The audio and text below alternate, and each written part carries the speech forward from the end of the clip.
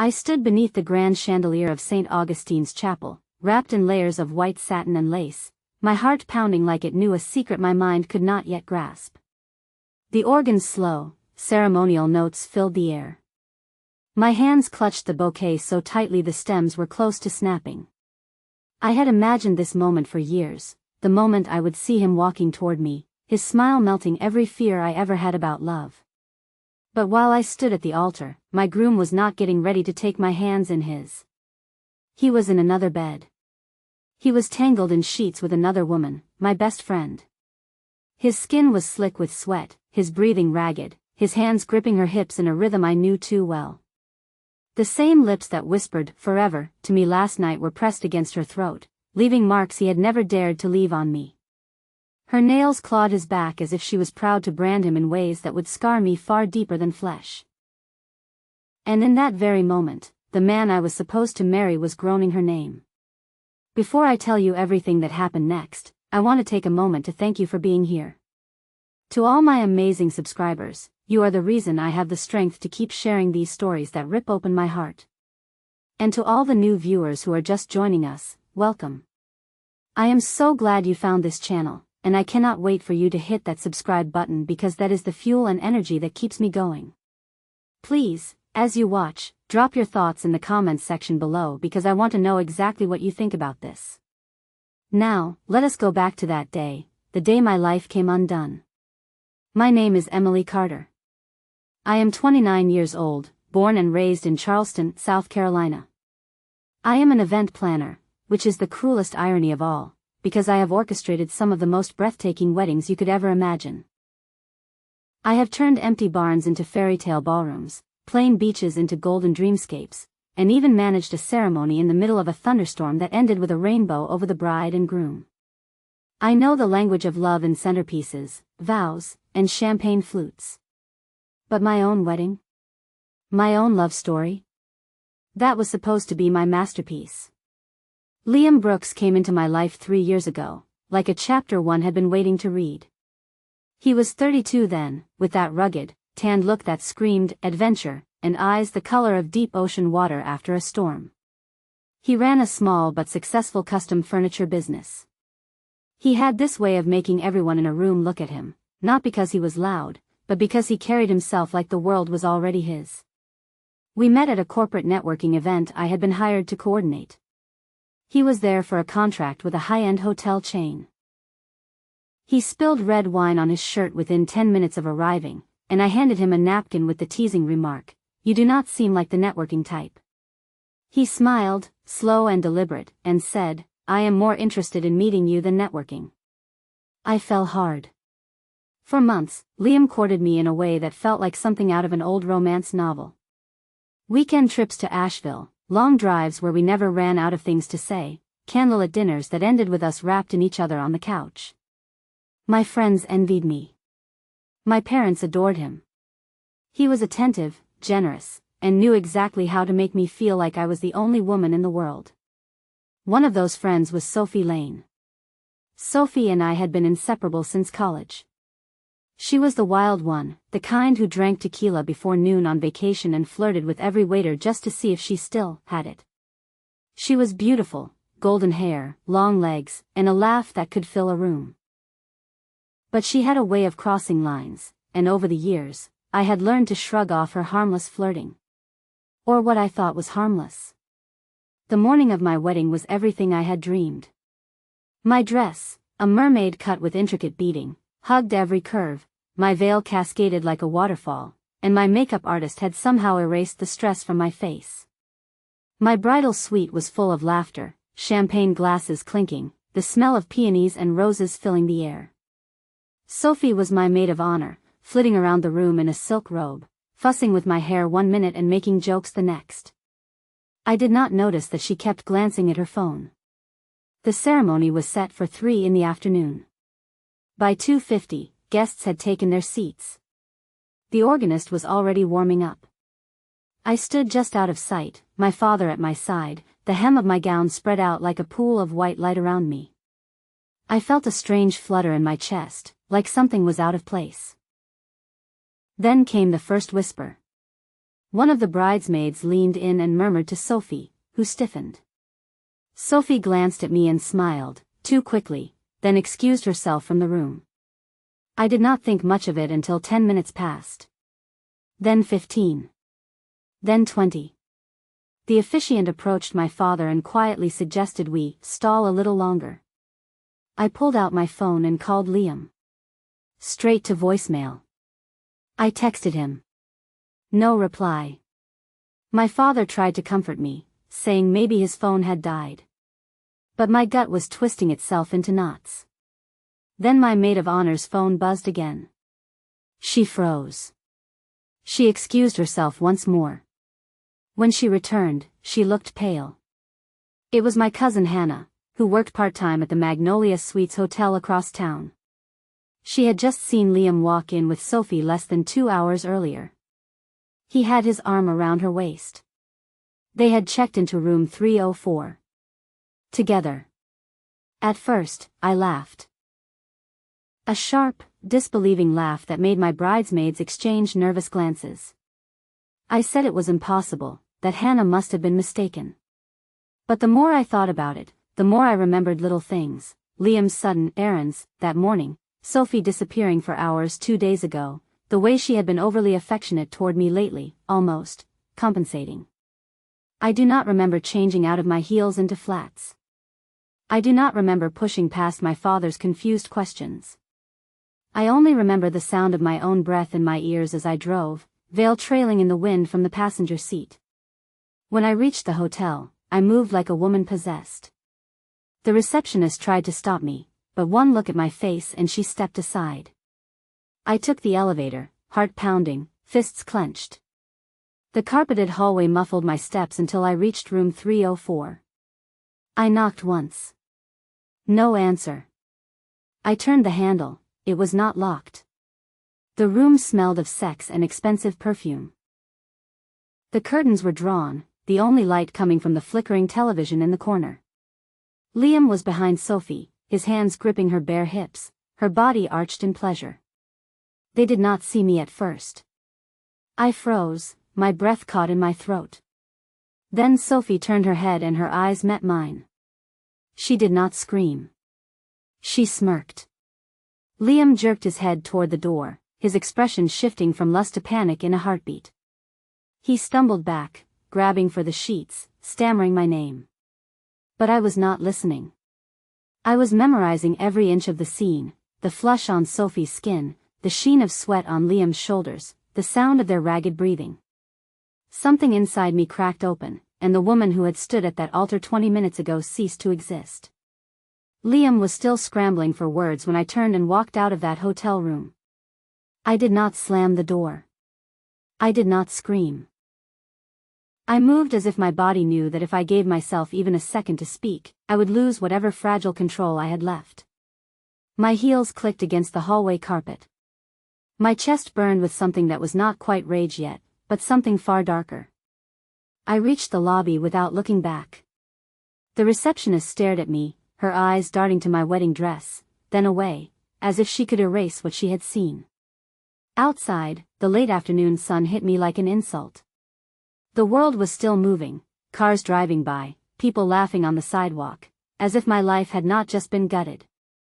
I sat in my car for a long time, my fingers gripping the steering wheel so tightly that my knuckles turned white.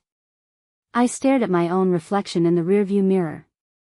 The makeup artist had done a perfect job, but there was no hiding the way my eyes looked hollow now. My phone began to buzz. First it was Sophie.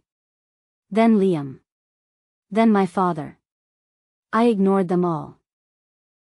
It was not until I pulled up in front of my apartment that the first sob broke free.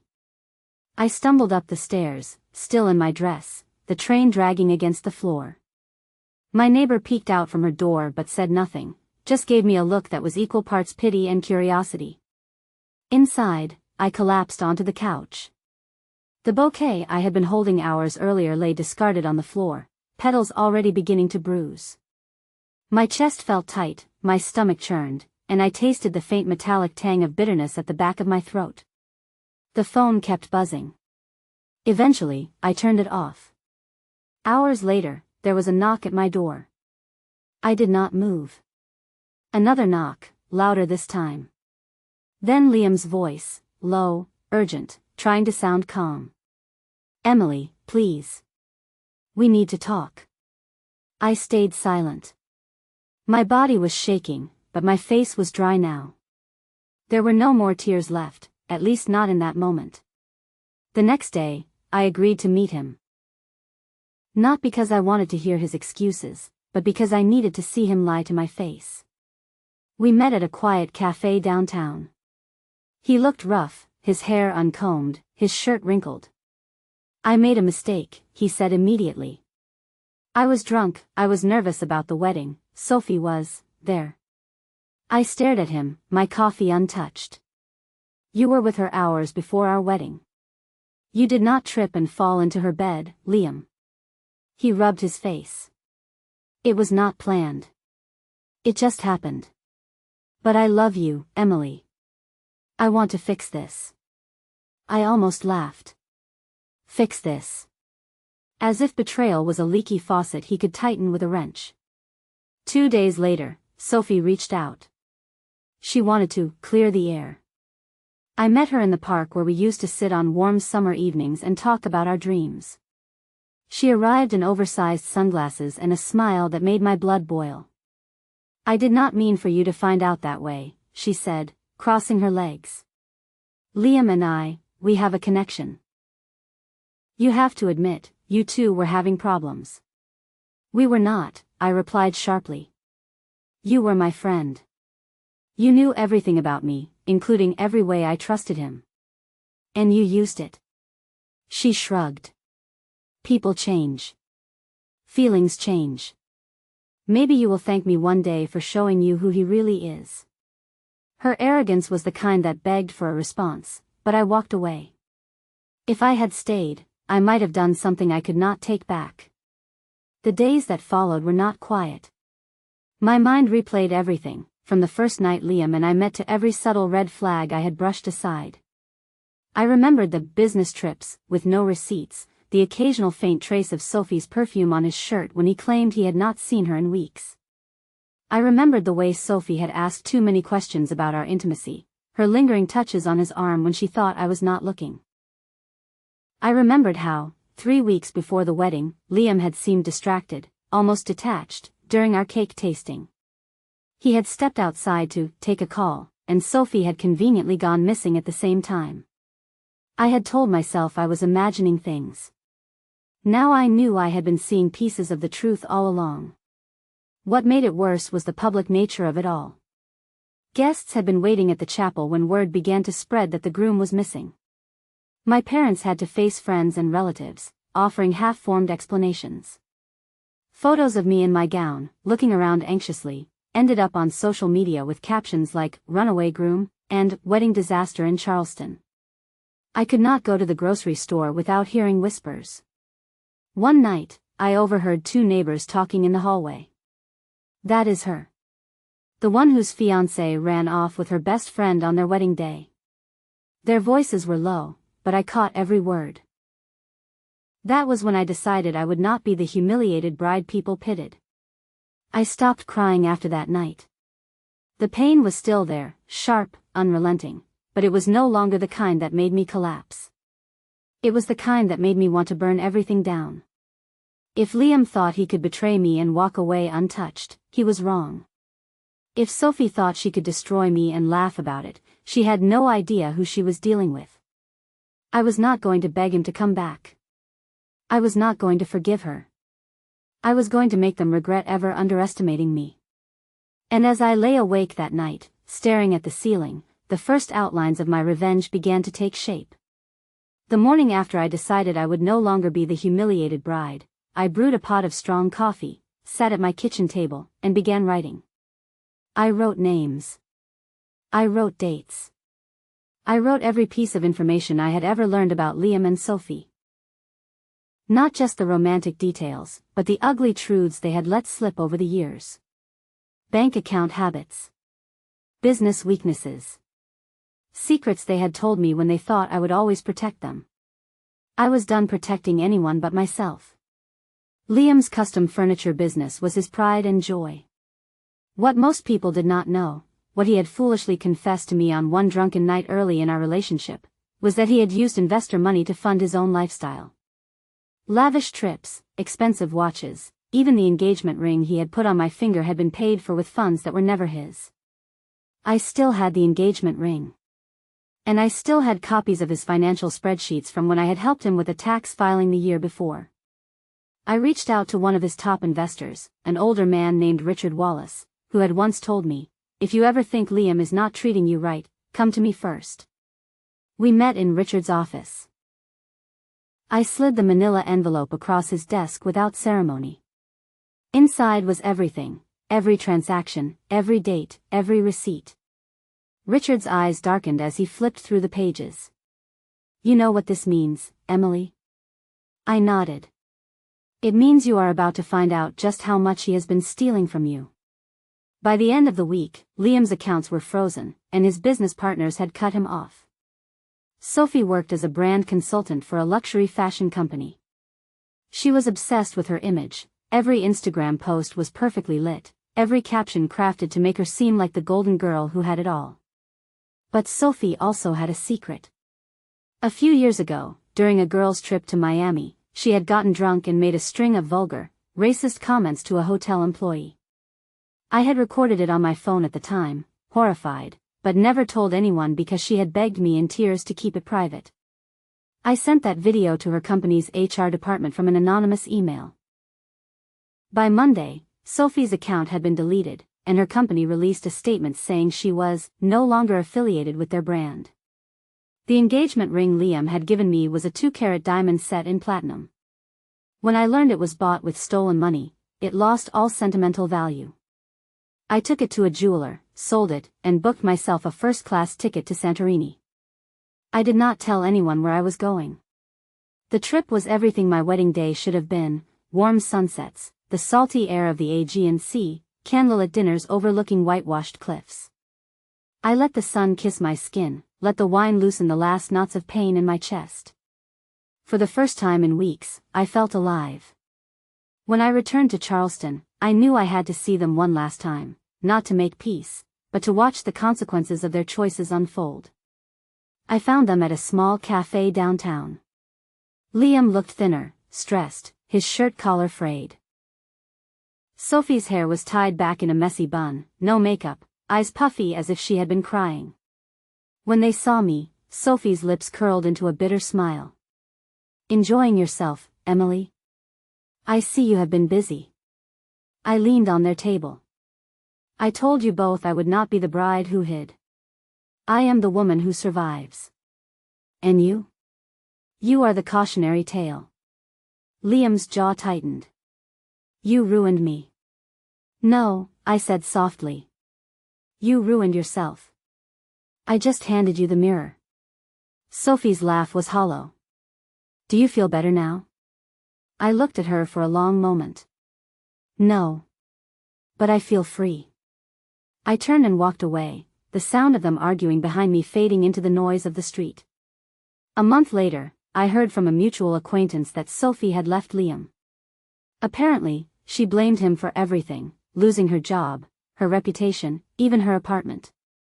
Liam, stripped of his business and friends, was living in a small rental outside of town. It should have satisfied me completely. And in a way, it did. But there was also a strange emptiness, like I had been fueled by rage for so long that I had forgotten what it felt like to simply exist without it. So I began filling that space with something new. I started my own wedding planning agency, but with a twist. I offered packages for women leaving toxic relationships, turning what should have been weddings into empowerment parties. I called it the Liberation Package. On the anniversary of what would have been my wedding day, I stood on my apartment balcony, a glass of champagne in my hand. The city lights glittered below. Somewhere out there, Liam and Sophie were dealing with the wreckage they had created. I was not the same Emily who had stood at that altar. That woman had been soft in ways that had cost her everything.